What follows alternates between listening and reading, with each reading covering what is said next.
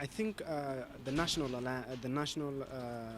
TNA party is blocking the alliance critically because number one, there's been a lot of talk that the TNA party has spent a lot of money.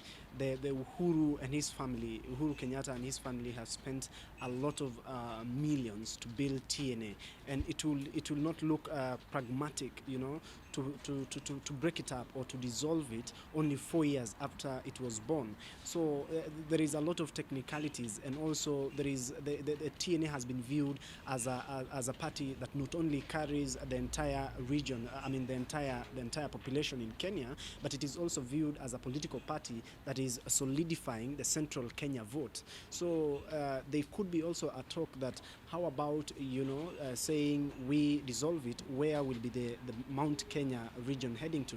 Remember, PNU no longer exists, which was also linked to the region, and now TNA came in, and now dissolving TNA will mean the central Kenya populace after 2022 or 2027 they will require another political outfit or another political vehicle to put themselves in the political chessboard or political negotiation table. So it's a matter that I think the central Kenya are taking it back and viewing as we can also work with TNA as a member of the Jubilee coalition, Jubilee as a member of the Jubilee coalition, as opposed to dissolving and having one national party which will not place each of the regions to where they belong. So I think that could be the issue, as well as also we in Kenya, we also have family politics. And so I'll tell you that the reason why TNA is keenly blocking the merger is because they do not want to lose the identity of the Kenyatta family politics.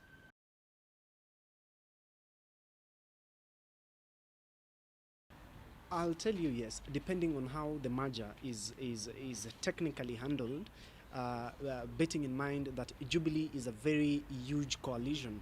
Jubilee carries a lot of political parties that have merged from several parts of the region.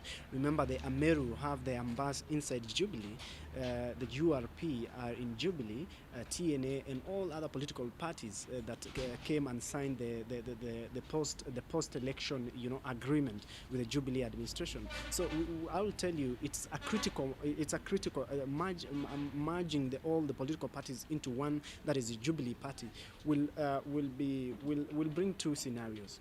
Number one, for the case of dissolving and bringing Jubilee party, it means going to the nominations will mean that all the candidates will have to go and contest for the same ticket. Remember, there is the gubernatorial race, the senatorial, parliamentary, women representative, ward level. That will be critical, because come to counties that has a lot of guys. Go to a county like Murang'a, where Jamlek Kamau wants to vie for governor, Mwangi Wairia wants to vie for governor, Kembe Gitura wants to vie for governor. So you see, there is a lot of conflict. Who will clinch the ticket? And if Mwangi Wairia or if Jamlek Kamau clinches the ticket, where will Kembe Gitura go? Where will Mwangi Wairia go? So it might bring a lot of confusion, and it might bring a lot of political miscalculations in the run-up to the general election. This in turn, if then there is a lot of dissatisfaction where Jamlek Kamau jumps to another coalition or Kembe Gitura jumps to another coalition, it means it will bring the problem of numbers in the general election. So it might really affect the Uhuru and Ruto re-election bid. But if you look at it in the way that they are bringing all their votes together, putting all the votes in one basket. Remember, it's a government where negotiation can take place. You lose the ticket and you are told you'll be given a ministerial position. You lose a ticket here and you are told you'll be given an ambassadorial position. So it's a matter of how will they manage the conflict that will arise from nomination of a one Jubilee ticket. So it might really help them, and at the same time, if very badly managed, it will really affect them, and it might give the opposition a high chance or to highly challenge them in 2017, which is 15 months to go.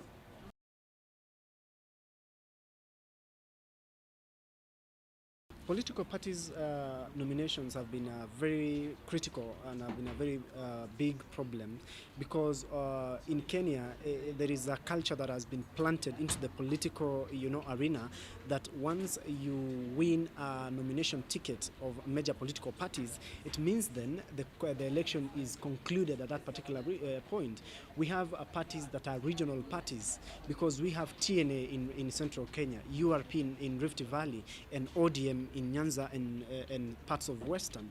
So if you clinch an ODM ticket in Nyanza, for instance, you do not need to campaign at the grassroots level. All you need is to go and campaign for the presidential candidate, which is Raila Odinga in this case.